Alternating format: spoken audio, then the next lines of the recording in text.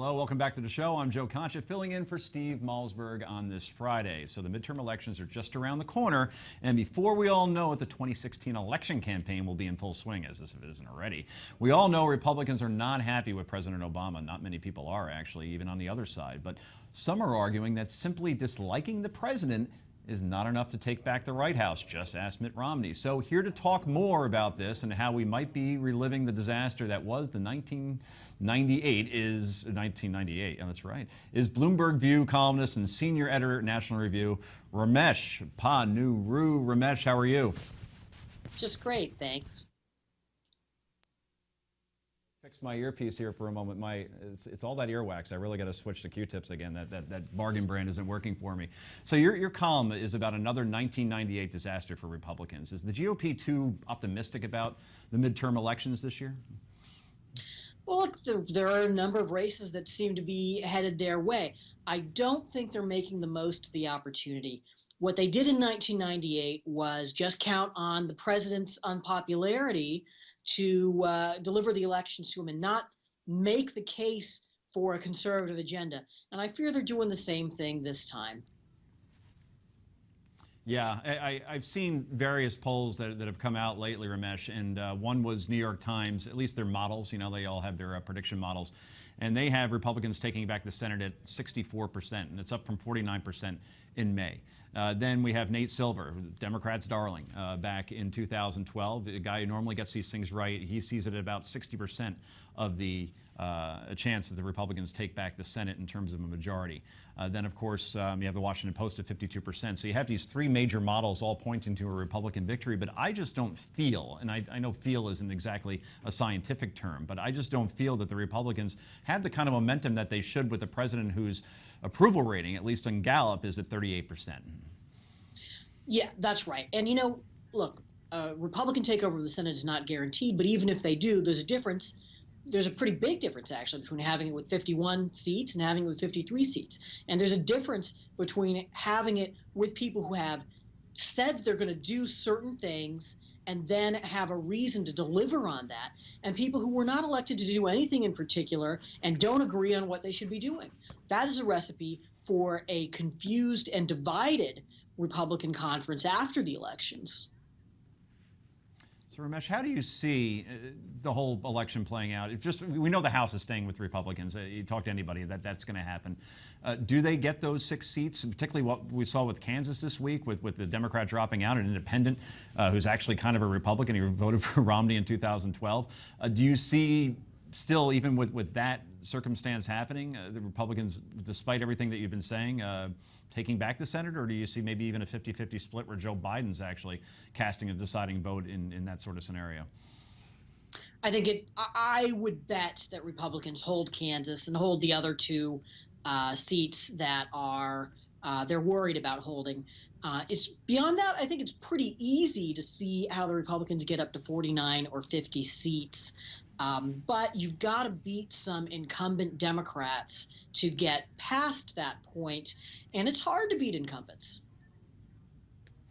So, and I completely agree with you on that. So, what we've seen to this point in the Obama presidency, I see as where the bottleneck is, right? So you have Republican Congress, they would pass a bill, they'd send it to the Senate, and then Reid would stop it before it even gets to the president's desk because he had the power to do so.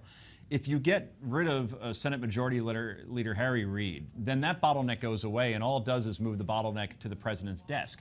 Now, that's where I think things get interesting. If you have a Republican Senate, then you're forcing the president to veto and actually explain why he's vetoing. Then suddenly he becomes the party of no, where it's always been on the Republican side.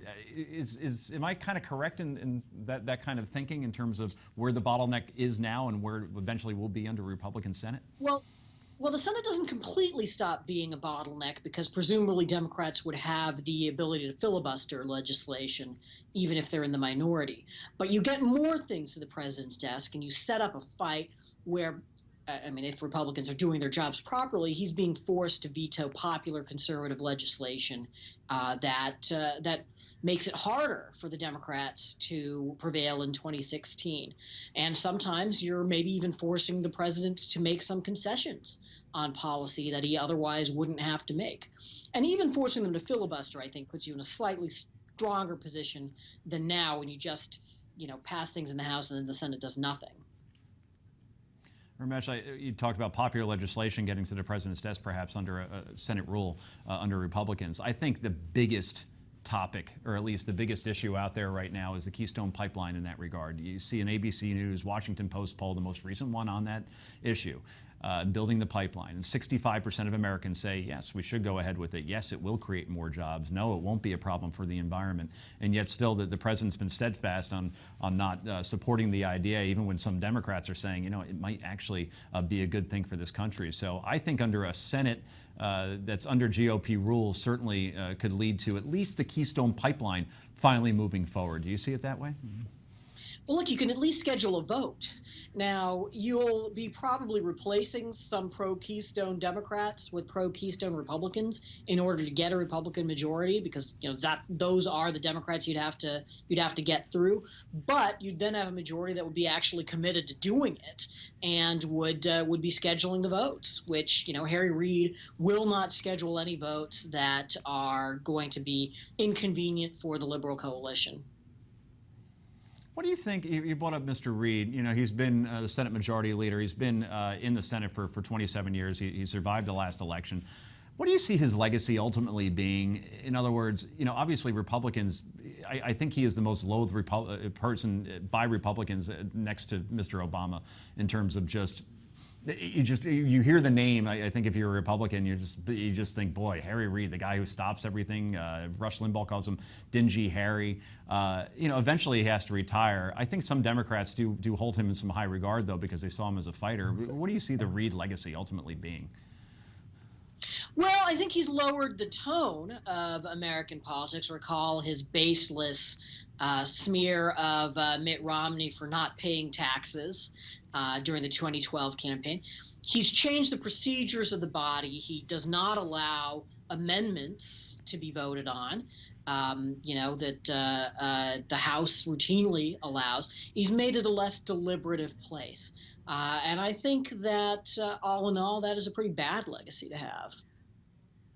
And speaking of legacies, obviously the president has his mind on his. I think, there's just a personal opinion that it has affected his approach towards ISIS, towards Iraq in general. Doesn't want to be known as the guy who got us back into wars, but as the president that got American troops out of Afghanistan, out of Iraq, and that would be one of his so-called accomplishments outside of Obamacare, if you want to call that an accomplishment as well. Do you think politics and legacy has played a big role in the president's foreign policy, and particularly the way he's approached ISIS to this point?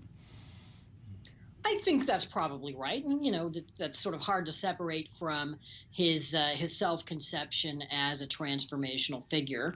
I think a lot of what he thought his legacy was going to be was that sort of the sheer attractiveness of himself as a persona was going to substitute for traditional uses of American power, and that has not turned out quite as well as he had hoped it would.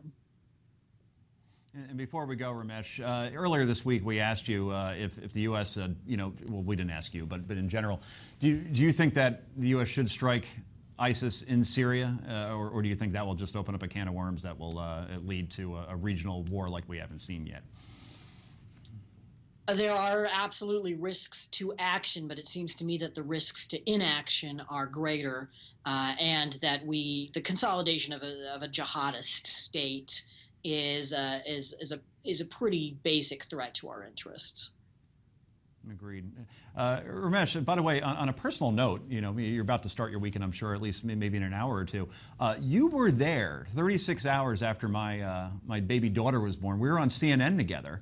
I believe on reliable sources, Frank Cesno was guest hosting at the time, and it just hit me that you were there during my first TV appearance of my daughter, and I'm happy to report she's 11 months old, and things are going very well. So yeah, but I'd like to say that you were the first person I was on television with after my first daughter was born. So we have a bond here.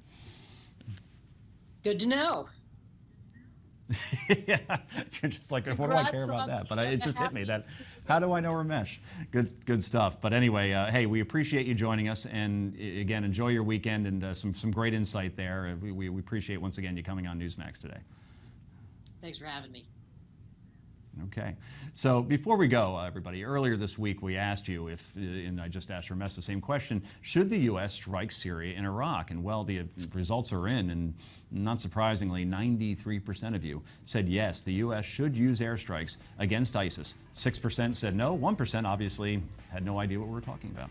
Also, 80% of you said the president should seek congressional approval before taking any further reaction or military action, while 19% of you said he should not have to seek congressional approval. Up next, the best of Give Me 5. That's on Newsmax.